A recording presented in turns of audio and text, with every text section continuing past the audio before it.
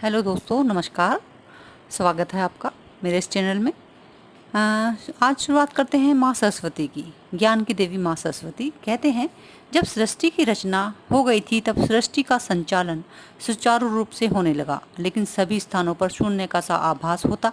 शांति ही शांति। जीवन तो था, लेकिन जीवन में रस, स्वर और संगीत, प्रेम नहीं था। धरती पर तब ब्रह्मा जी ने अपने कमंडल से जल लेकर धरती पर छिड़का। तब देवी माता सरस्वती प्रकट हुई। उनका रूप बड़ा निश्चल और प्रेम भरा था।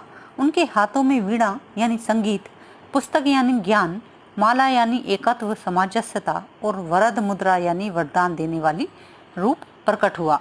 सरस्वती जी की वीणा से निकला मधुर ध्वनि सृष्टि में ज्ञान, कला और संगीत का संचार करती हैं। कुछ कहते हैं कि कुछ कथाओं में सरस्वती माँ समुद्र मंथन से उत्पन्न उन 11 रत्नों में से एक थी, जिन्हें सतोगुणी भी कहा गया है। कहते हैं कि माँ सरस्वती जब ब्रह्मा जी ने रचना की तो उनका रूप इतना सुंदर था कि स्वयं ब्रह्मा जी उनके रूप पर मोहित हो गए और उन्होंने विवाह के लिए सरस्वती को चुना। तब सरस्वती इधर उधर छुपने के लिए प्रयास करने लगी, लेकिन उनके सारे प्रयत्न विफल रहे। अंत में उन्होंने हार मान ली और ब्रह्मा जी के साथ विवाह कर लिया। माना जाता है कि ब्रह्मा और सरस्वती पूरे 100 वर्षों तक जंगल में पति पत्नी की तरह रहे। वहां उनके एक पुत्र स्वयंभू मनु का जन्म हुआ। मत्स्य पुराण में कथा है, जिसके अनुसार जब ब्रह्मा जी ने देवी सरस्वती पर कुदृष्टि डाली तब उनसे बचने के लिए माँ सरस्वती आकाश में छिप गईं, लेकिन ब्रह्मा जी के 5वें सिर ने उन्हें ढूंढ निकाला। इसके बाद ब्रह्मा जी ने देवी सरस्वती से सृष्टि की रचना में सहयोग करने के लिए कहा। तब उनके पुत्र मनु का जन्म हुआ,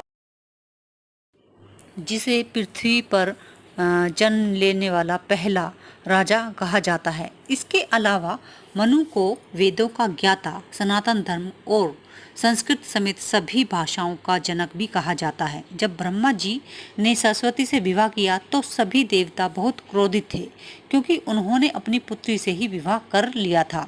तब सभी देवता मिलकर महादेव के पास गए और ब्रह्मा जी को दंडित करने के लिए आग्रह किया। ऐसा सुनकर महादेव ने उनके 5वें सिर को धड़ से अलग कर दिया। संसार में ये तीनों देव हैं जिनसे सृष्टि बनी, ब्रह्मा, विष्णु और महेश। इसमें विष्णु जी व शिव की पूजा समस्त संसार करता है, किंतु ब्रह्मा जी का पृथ्वी पर ना तो कोई मंदिर है और ना मूर्ति, इसलिए उनकी पूजा नहीं होती, क्योंकि उन्होंने अपनी पुत्री से ही विवाह कर लिया था। पुष्कर में ऐसी जगह है जहाँ पर उनकी पूजा कुछ